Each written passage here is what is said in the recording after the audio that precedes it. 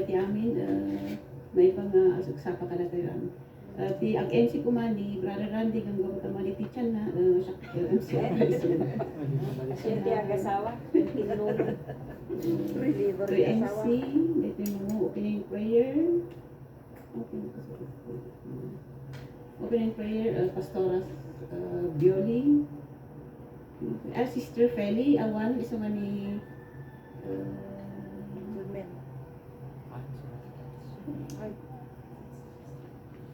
ni Brother Pet lang ng ti abalin nga opening prayer tayo. Scripture reader, Brother Jerry. Ceremony leader, Brother Ephraim. Special song and kids and wife P. Dangli and a global family.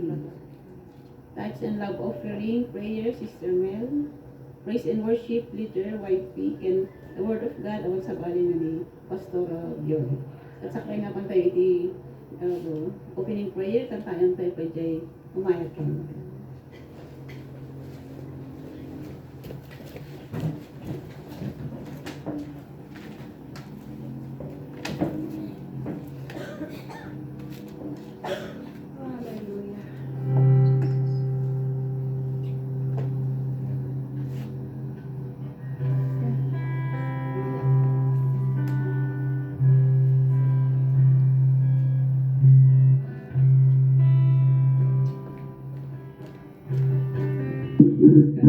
Antay ka di ko na kawiwan umayak yan ka.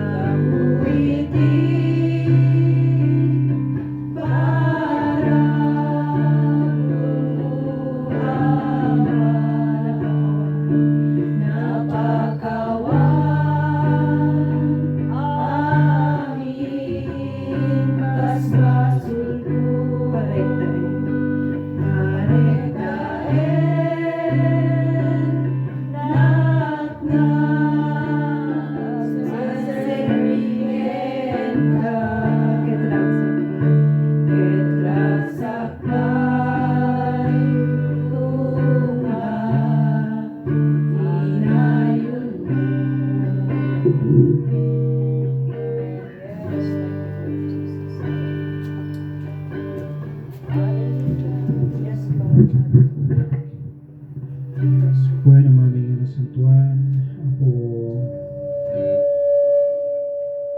idayaw ken itanok na kao Dios di daytoy nagsaba. Gapo-apo karagiti aglaplapusanan nubanbanag nga naramidang saya at kariti bibig mi. Yes, Lord. Apo itantanok ken idayaw da kao Dios. Pagyamanan mi uray pay apo iti sa aming empay mo iti daytoy nagsaba. Bimangon kami o Dios nababayan iti tulong ken parabor mo.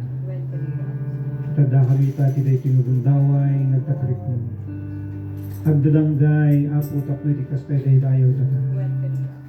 Tinasantuan apo masasaom kunang nasaan nga liwayan iti panagtatarik mo panagur mo. Kaya't nang sa wen sa dayjay kami daydayaw kanitang tanok tinapatignagan mo Diyos iti sukay iti karamidin mi apo akas iti pagayatan na Diyos iti biyag iti maysan naman iti daytoy nga aldaw amami nga naglalailangitan dawatin mi iti santo nga espiritu Idalan na kami nga roda po, tiday tingal daw.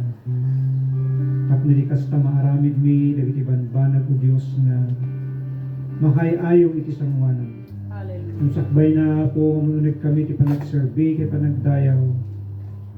Sukimatem, apo, dagiti puso-puso mi. Yes, Lord. Yes, Lord. Anyaman, dagiti banag o Diyos nga makatugan.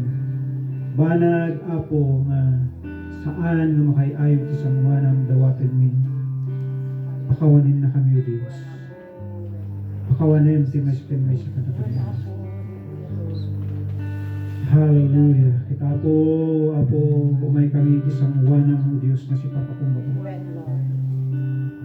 Agaramit ka, apo tinakaskas daw, kadagiti bibig titunggang maysa. When, Lord. Ada kami, apo, isang wanang dagiti kakabsat sa niya mo, apo, ti kasapulan da. Imapo, amom, dagiti banbanag na pagkakasapulan iti maysa maysa. Sabtem, apo, kitagaramit ka o Diyos tinakaskas daw. Tapno ti kasta umay, ti panakababang araw ti biyag titunggan maysa maysa. Iti dahi nga aramid apo, dato nimot kin ka o Diyos, manipod apo, karagiti diretso aming nga aramat. Kararagmi apo, ray pa o Diyos. Iti adipon mo, Ama, nga aramatan. Iti naindagaan, apo, nga bibigkin dila na dawatin mi nga bendisyon. Pulutang, apo, tapno ti kasta. Dagiti kinagawang dagiti puso mi, apo, mapmapno kadi, tubay kadi sasa. Agawid kami nga siraragsak. Agawid kami nga balon mi, apo, iti nailangitan nga bendisyon. Ket apo, dagiti nasasawong agtalinalidda kadi puso mi, tapno ti kasta pagbiyagan mi tinalong ito. Giyaman kami, daydayaw da ka mga nailangitan. Ket apo, bagkutin na kami, apo, di may sangay. Harakupin na kami, apo, ti sa Panginoon. Kasag dinanggay kami, nga may daydayaw. Ket Kristo nga na po kayo na po, may dinawat kayo, may amin dagito.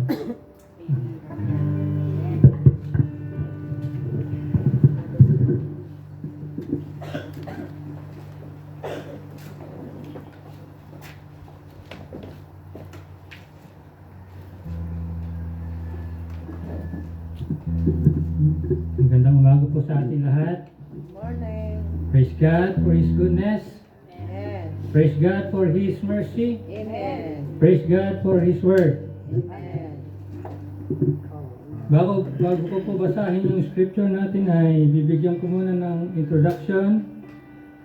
Ang ating scripture ngayon. Ito ay tungkol sa karunungan. Pinapakita ng talatang ito na may dalawang klase ng karunungan. Ang isa ay galing sa mundo at ang isa naman ay galing sa Diyos.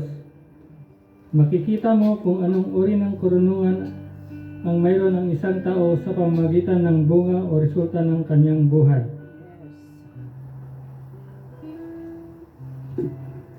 Itong scripture natin ito ay makikita sa James 3:11 to 18. Can both fresh water and salt water flow from the same spring? My brothers and sisters, can a fig tree bear olives or grapevine bears figs? Neither can a salt spring produce fresh water. Who is wise and understanding among you? Let them show it by their good life, by deeds done in the humility that comes from wisdom. But if you harbor bitter envy and selfish ambition in your hearts, do not boast about it or deny the truth. Such wisdom does not come from heaven, but it is earthly, unspiritual, and demonic. For where you have envy and selfish ambition, there you find disorder and every evil practice.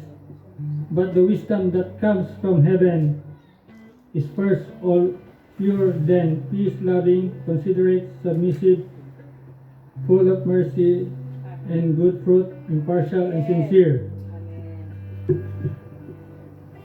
Peacemakers who sow in peace reap a harvest of righteousness.